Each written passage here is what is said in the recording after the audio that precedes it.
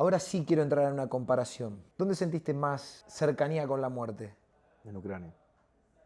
No hay duda. No tuve ni que... Antes de que me digas las opciones, ya te digo que en Ucrania. En Ucrania. ¿Recordás el momento? Sí, sí, sí. Cuando nos persigue el dron en las trincheras. ¿Vos lo llegaste a ver? Pero lo escuché. Y está en el video eso, eso es lo que se ve en el video. Ese dron, no recuerdo, ¿termina impactando? Estamos en las trincheras infestadas de drones, es un avispero. Nos costó mucho estar en las trincheras porque antes las trincheras, los soldados iban allí para unos días y salían. Iban haciendo el cambio de turno, digamos, en los relevos cada varios días. Ahora mismo hay tantos drones en el aire que es tan peligroso el momento de entrar y de salir que los soldados van y se llegan a quedar durante mes y medio, un par de meses, teniendo en cuenta el desgaste físico y psicológico tan brutal que es estar allí. Por eso cambiaban de soldados cada varios días. Pero imagínate lo peligroso que es entrar y salir para que los soldados prefieran, una vez que entran, quedarse allí en la línea del frente para más de un mes, ¿no? Está infestado de drones. Entonces lo que pasa básicamente es que entra siempre al amanecer, porque hay drones de día, drones de noche, que hay menos tal vez, porque los drones de noche son más caros, pero también los hay. Y digamos, ese amanecer y ese atardecer es ese momento en que menos drones hay, porque es como el cambio de turno. Ni unos ni otros, ni día ni noche, que también hay algunos, pero muchos menos. Lo que pasa básicamente es que sí que hay un dron que impacta. Las trincheras, mira, las trincheras son como de la Primera Guerra Mundial, como nos las imaginamos, hileras en la tierra, que se van a mano con pala y que no se conectan entre sí. Entonces las trincheras son hileras que se cavan en la tierra con zonas de refugio subterráneo y que no se conectan, es decir, para correr de una trinchera hasta la Sí o sí siguiente tenés que salir. hay que salir y correr desprotegido porque no hay nada que te cubra por los campos de cultivo hasta la siguiente, hablando de que igual es un minuto entero, igual son 200 o 300 metros, o sea, no es correr de aquí a la pared, no es correr 10 metros, tienes que correr, te expones durante igual 40 segundos, 30 segundos, a veces casi un minuto. Es muchísimo tiempo, en los que tienes que ir corriendo con los equipos pesados, vas con chaleco, con el casco, ¿no? Estamos en diciembre, frío, barro, nieve, no era fácil. Entonces, en la primera que nos dejan el vehículo de combate y corremos hasta la trinchera, hasta la primera. Cuando estamos en esa primera, sí nos ocurre que nos impactan un dron encima. ¿Encima de dónde? Vos lo contás, a mí me causa gracia, amigos, que vos lo contás con mucha naturalidad. Como es, bueno, estamos así, nos impacta un dron. No, flaco, casi volás en 1000 pedazos. No, a ver, ese dron fue el que más, mira, yo no sé dónde impactó porque no lo vi, pero sí que no solo lo escuché, sino que lo sentí.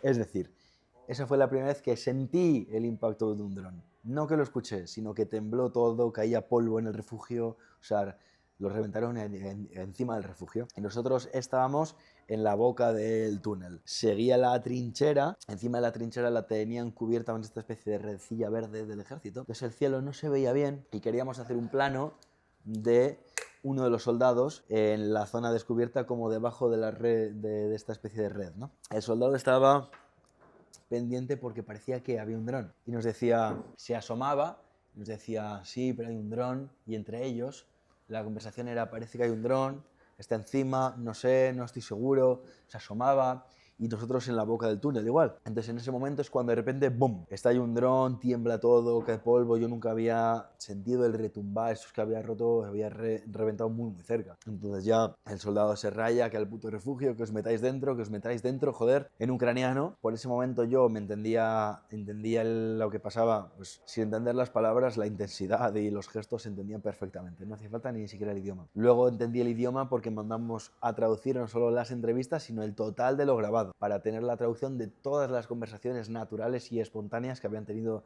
entre ellos durante no solo las trincheras, sino todos los días allí, durante el par de semanas. ¿Cuánto tiempo estuviste en las trincheras? Un día, pero 2 semanas en el frente. Y fue un trabajo de traducción grande, porque imagínate todo el b-roll que había, todo el footage, pero creo que es algo muy potente de este documental, de los episodios que están en YouTube, y es todas las situaciones tan naturales y espontáneas, porque son conversaciones de ellos, captadas simplemente con micrófono, en la convivencia, y traducidas luego, ¿no? Entonces, en ese momento, ahí es cuando ya había estallado el dron, que por eso sí que te digo, había un dron que estalló, pero no es el que yo escuché.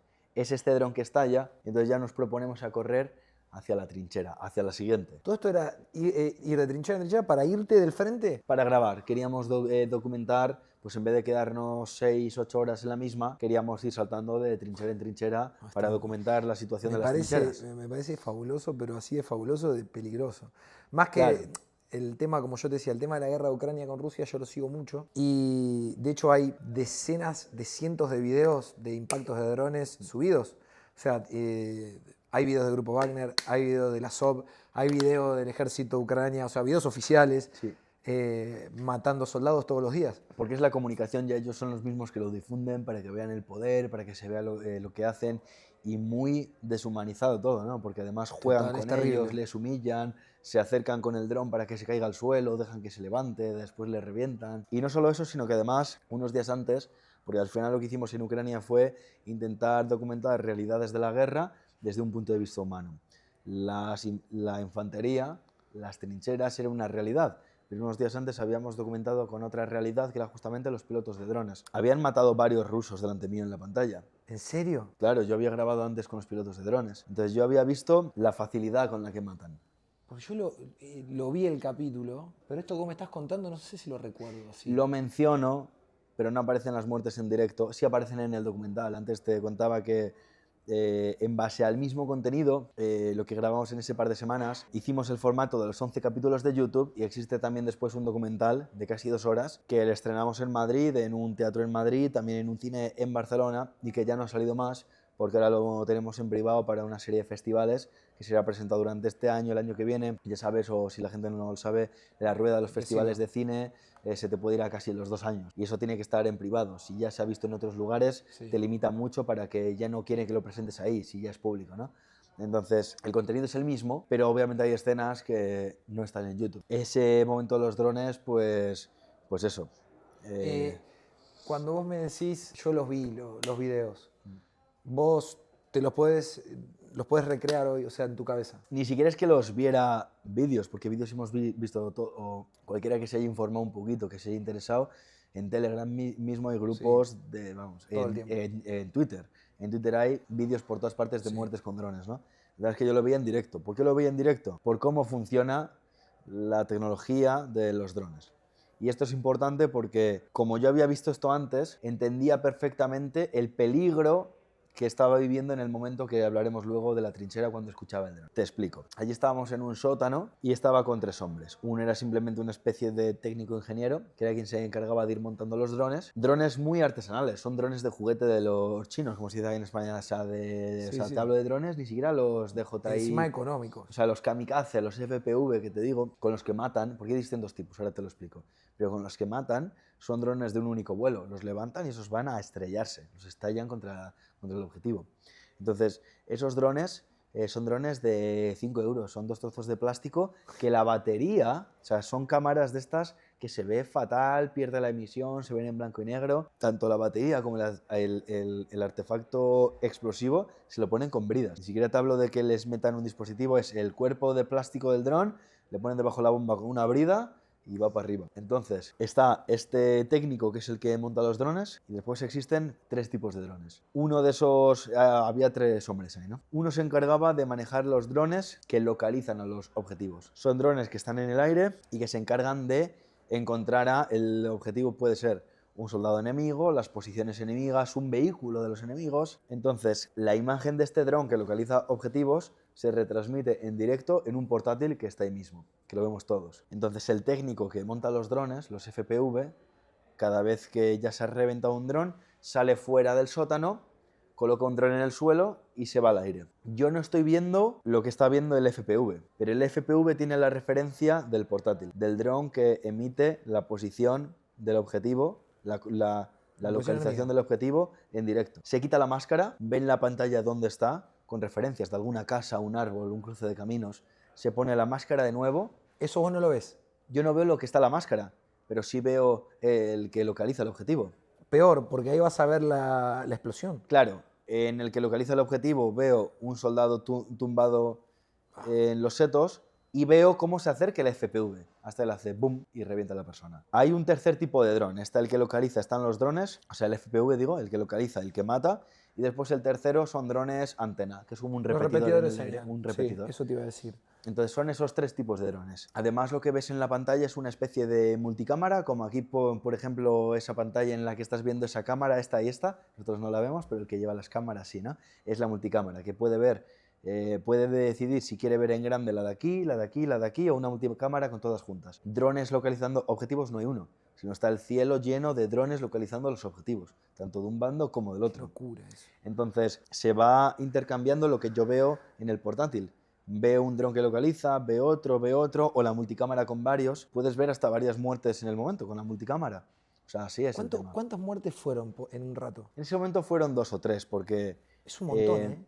O Por sea, supuesto, por supuesto. es un montón. Por supuesto. Impacta verlo, por supuesto que sí. Eso te iba a preguntar. ¿No tuviste pesadillas? Nunca había visto ni morir. Sí que es cierto que es una forma mucho más fría de verlo porque es a través de una pantalla, pero por ejemplo unos días antes había visto cadáveres que, sin ser por ejemplo cuando muere un familiar, pero es que el contexto no tiene nada que ver, ¿no? Un tío muerto, un tío que matan, ¿no? Y ves el cadáver. Eso no lo había visto nunca. Y me hubiera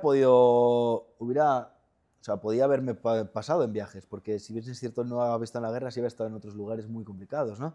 Entonces, imagínate, un barrio jodido en Latinoamérica y justo porque sí he tenido problemas en que de repente saquen un fierro, una pistola, un problema y que maten a una persona. Me podía haber pasado verlo, pero no me ha tocado. Entonces, justamente en Ucrania me pasó la primera vez que vi un cadáver, la primera vez que vi matar, aunque fuera a través de una pantalla. ¿En persona?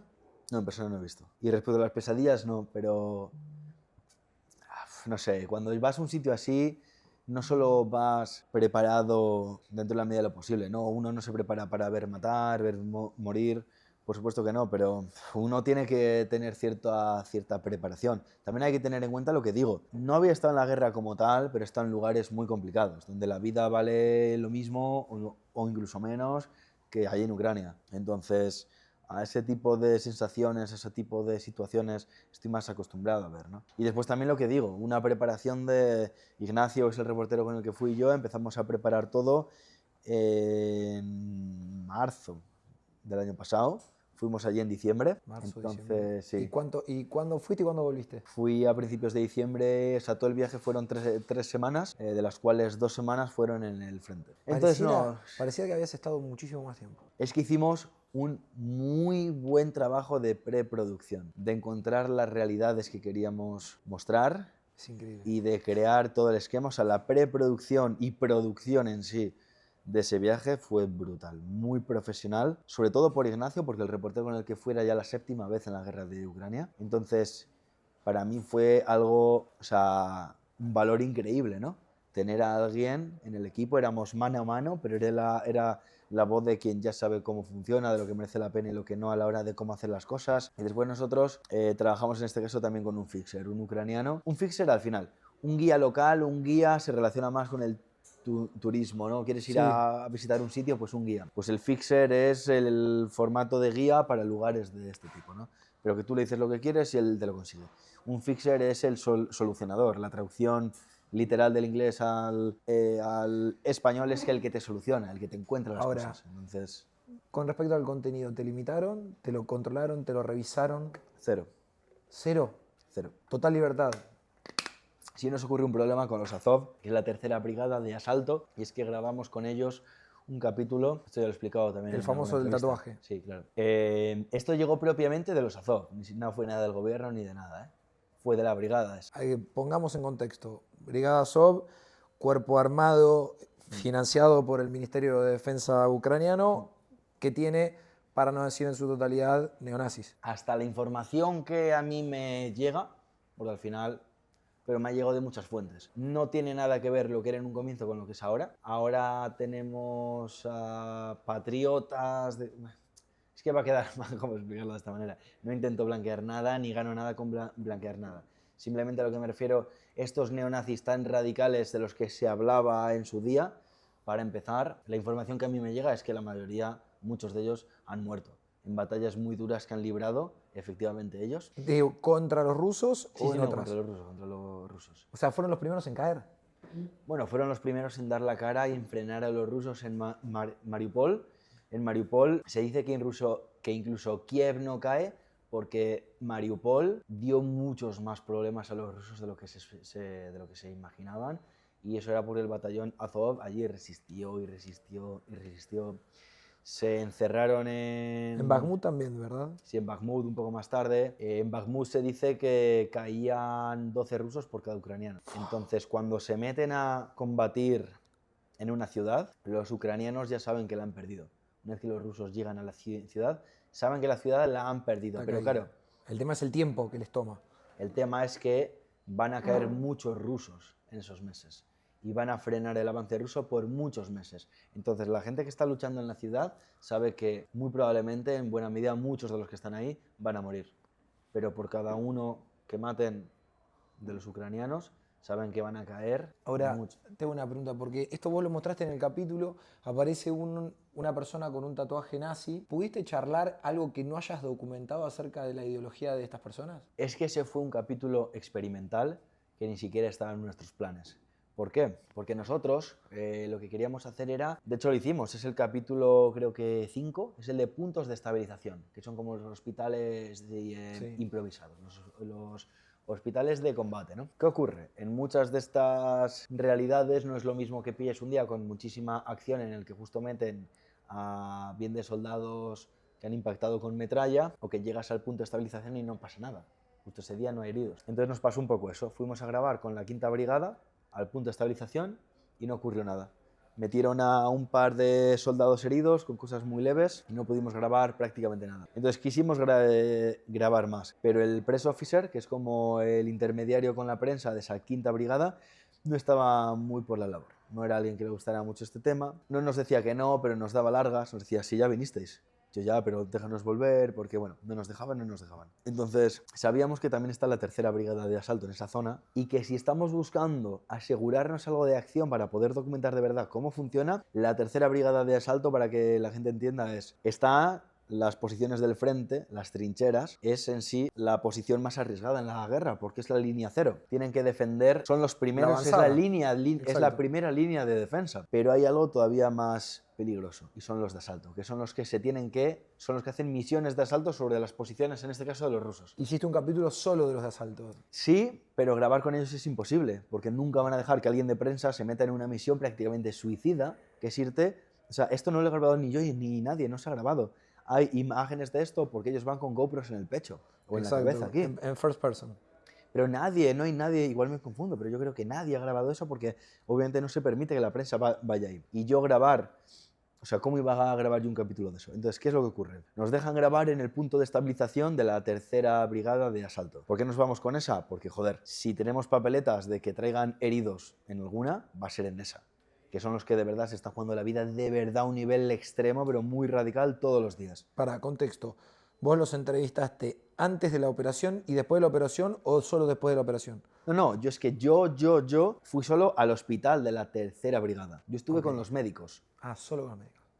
Pero yendo con los médicos, el press officer, el soldado de prensa, porque tenemos que entender que la mayoría de brigadas son civiles reconvertidos en soldados. Pero estas brigadas de asalto sí que es cierto que, claro, para hacer ese tipo de misiones ya eran soldados de antes de la guerra. Es gente que lleva 10 años en el ejército, 15 años en el ejército, y algunos de ellos, sin ponerme a preguntar, porque era muy complicado, y lo que yo hiciera o no, dependía lógicamente de lo que me dejaran. Y una pregunta equivocada, que no le guste al press officer, hace que te des la vuelta y te vas para tu casa. No hay nada de gobierno que a él le han encargado, no. Lo que tú puedas hacer o no depende de ese press officer, de la brigada.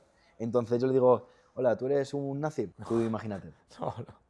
Igual le da igual, pero igual, por la pregunta, por la chorrada de la Capaz que le pregunta, molesta y listo. te montas en el coche y nos volvemos para el hotel. Porque yo no quiero, imagínate, me pongo en su situación, ¿eh? Imagínate que él dice, yo aquí no quiero que habléis de esto, tú has venido para hablar de los heridos y ahora vienes con estas tonterías, te vas para tu casa y te joden. De hecho, con ese press officer fue una de las relaciones un poco más tensas. El tío era un rapao, rollo, estéticamente era como estar con un skinhead. No voy a señalar, no me puse a hablar con él, si me preguntas no hablé con él por eso, para que no nos tiraran por tierra toda la... Pero sí que es cierto que estéticamente se veía a alguien que agarraba el arma de otra manera, que hacía bromas tirando contra el aire, era alguien que estaba muy familiarizado con el ejército, de eso no tengo duda, ¿no? Entonces, yo solo voy a grabar en el punto de estabilización.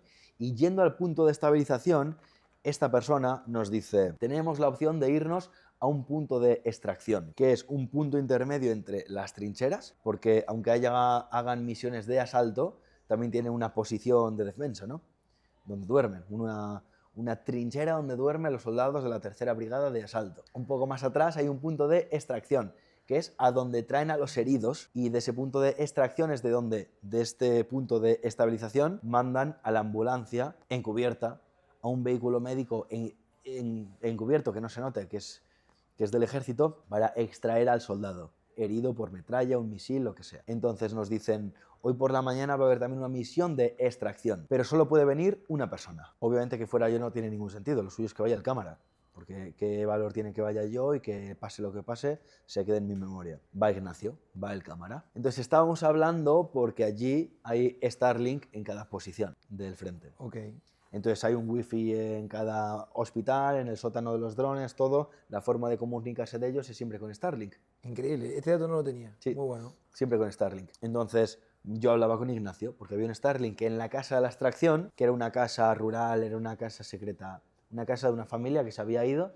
No era un punto de extracción como construido el ejército, era una casa que habían tomado como punto estratégico para desde ahí extraer a los soldados del frente, ¿no? Entonces, ¿qué es lo que pasa? Por un motivo que desconozco, la extracción no se puede hacer. Si, por ejemplo, están bajo fuego enemigo, no pueden sacar a los soldados, no pueden. Se había enviado ese vehículo de extracción porque había soldados a los que había que sacar del frente. Pero obviamente depende de las condiciones de seguridad. Si ese soldado tiene que morir en el frente porque para sacarle se tienen que jugar la vida otros tres, Sí. ese soldado se va a morir en el frente. Se hace una especie de control de daños. Obviamente. Es además algo moral, que cuántas vidas tienes que poner en riesgo para salvar la vida de cuántas personas, qué vale más, qué vale... Es muy complicado, ¿no? Yo imagino que es muy complicado tomar la decisión, pero el tema es que, estando allí, Ignacio, el cámara, estuvo en esa casa como 5 o 6 horas. Estaba con el press officer, con este que te digo que yo conocí, que es el que nos lleva, y con el del vehículo de combate, el vehículo de la extracción, vaya. Sí. No de combate, con el médico, el vehículo que era como ambulancia. Ese era un ex soldado de asalto, que había sido parte de cantidad de asaltos de la tercera brigada de asalto, y que después ya de estos 2 o 3 años que había estado, Lo sacaron del frente. o él mismo decidió, creo que fue por su decisión, siguió siendo de la tercera brigada de asalto, pero el que lleva la ambulancia, por así decirlo. Entonces, Ignacio me habla en WhatsApp y me dice, mira, aquí no pasa nada. No están sacando a los soldados, pueden llegar en cualquier momento porque están a la espera. Igual te estoy diciendo esto y en un minuto nos traen a los soldados y la extracción se lleva a cabo y tal, o pasan 5 horas y no ha pasado nada. El tío en el que estoy en la casa, el tío en el que me han dejado, me dice, es hoy en día el de la ambulancia, pero es un soldado de asalto. Lo ha sido durante años y he hablado con él y he tenido un par de conversaciones y ha hecho cosas muy, muy heavies. Tiene incluso en el teléfono planos de la GoPro que él llevaba. Me está hablando de las misiones que él hizo. ¿Te parece que ante este momento en el que estamos perdiendo de nuevo la oportunidad de hacer un capítulo más potente, porque al final sí salió el de los puntos de estabilización, pero era un capítulo un poco más flojo, no era el nivel al que podía haber estado por este tipo de cosas, ¿no? Me dice, ¿te parece si hacemos un capítulo de esto? Y lo estuvimos meditando porque también era un capítulo muy experimental, porque yo ni voy a salir. Pero salían imágenes de una operación. Claro, era todo el capítulo encerrados en la casa, porque además ellos por seguridad no pueden salir de la casa, están cerradas las cortinas, todo. Sí. Desde fuera no puede parecer que hay gente en la casa, porque la vuelan por los aires. Entonces es él hablando con Ignacio, hablando a la cámara, en la casa, diferentes planos, se ve cómo acaricia un gato, se ve cómo prepara el arma, cómo se prepara unos noodles, un poco de convivencia en la casa. ¿Ese es el famoso video del tatuaje? Claro, ese es el chaval, ese es el hombre de los tatuajes. A ese hombre yo no lo conocí en persona, nunca planeamos ese vídeo. No lo digo ni siquiera como justificación, porque hablando de... Digo porque este fue un vídeo que luego fue polémico, que luego hubo gente que no le gustó por el tatuaje, que hubo... Sí. Y yo voy a lo que digo, estoy grabando realidades de la guerra. Me parece muy ventajista echarme en cara que estoy blanqueando a un batallón nazi por sacarlo en cámara, cuando probablemente esa misma gente me hubiera dicho que les blanqueo porque no les saco en cámara. Que estoy ocultando que también hay eso. Porque eso lo grabo con batallones de civiles cuando también están este tipo de nazis. Exacto. Entonces, ¿qué es lo bueno? El encontrarme el fallo cuando yo he ido allí, y creo que cualquiera que me vea sin prejuzgarme porque ya le caiga mal por lo que sea, puede ver muy obvio que el punto de vista es humano, y no hay filtros de política en estos vídeos. Entonces, criticarme por eso, porque salía un nazi, y si no salen nazis, me criticas porque estoy ocultando que también hay nazis. Sí, pero Entonces, ¿cuál yo era creo la que- salida buena? Pero yo creo que el que consume tu contenido, viendo lo que había pasado en África, que justamente le dabas mucho a Wagner, es la realidad. O sea, uno puede elegir mostrar la realidad o tratar de maquillar una realidad para que le caiga bien a la mayoría. Me llama y no sé qué hacer, llama y me llama y si volveré, porque tú eres mi pasado y lo mejor que me había pasado también. Y me llama y no sé